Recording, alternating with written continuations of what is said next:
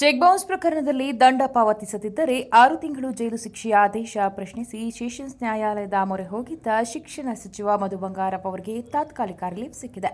ಜನಪ್ರತಿನಿಧಿಗಳ ವಿಶೇಷ ನ್ಯಾಯಾಲಯವು ಚೆಕ್ ಬೌನ್ಸ್ ಪ್ರಕರಣದಲ್ಲಿ ಮಧು ಬಂಗಾರಪ್ಪ ಅವರಿಗೆ ಡಿಸೆಂಬರ್ 29ರಂದು ಶಿಕ್ಷೆಯನ್ನು ವಿಧಿಸಿತ್ತು. ಸಚಿವರ ವಿರುದ್ಧ ದಾವೆ ಹೂಡಿದ್ದ ರಾಜೇಶ್ ಎಕ್ಸ್ಪೋರ್ಟ್ ಕಂಪನಿಗೆ 6.96 ಕೋಟಿ ರೂಪಾಯಿ ದಂಡ ಪಾವತಿಸಬೇಕು. ಒಂದು ವೇಳೆ ದಂಡ ಪಾವತಿಸಲು ವಿಫಲರಾದರೆ ಮಧು ಬಂಗಾರಪ್ಪ ಅವರಿಗೆ 6 ತಿಂಗಳು ಸದಾ ಜೈಲು ಶಿಕ್ಷೆ ವಿಧಿಸಬಹುದೆಂದು ನ್ಯಾಯಾಲಯ ಆದೇಶಿಸಿತು. ಇನ್ನು ಮಧು ಬಂಗಾರಪ್ಪ ಈ ಆದೇಶ ಪ್ರಶ್ನಿಸಿ ಮೇಲ್ಮನವಿ ಸಲ್ಲಿಸಿದರು. ಈ ಅರ್ಜಿ ವಿಚಾರಣೆ ನಡೆಸಿದ ಬೆಂಗಳೂರಿನ 56ನೇ ಸಿಟಿ ಸಿವಿಲ್ ಕೋರ್ಟ್ ದಂಡದಲ್ಲಿ 20% ಮೊತ್ತವನ್ನು ಠೇವಣಿ ಇಡುವ ಷರತ್ತಿನೊಂದಿಗೆ ಜೈಲು ಶಿಕ್ಷೆ ಅಮಾನತುಗೊಳಿಸಿದೆ.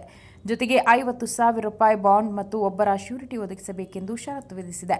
1 ತಿಂಗಳ ಒಳಗೆ ಈ ಷರತ್ತು ಪಾವತಿಸದಿದ್ದರೆ ಮಧ್ಯಂತರ ರಿಲೀಫ್ ರದ್ದಾಗುತ್ತದೆ ಎಂದು ನ್ಯಾಯಾಲಯ ಆದೇಶ ಮಾಡಿದೆ. ಇದರೊಂದಿಗೆ ಮಧು ಬಂಗಾರಪ್ಪ ಅವರಿಗೆ ಜೈಲು ಶಿಕ್ಷೆಯಿಂದ ಸದ್ಯಕ್ಕೆ ರಿಲೀಫ್ ಸಿಕ್ಕಿದೆ.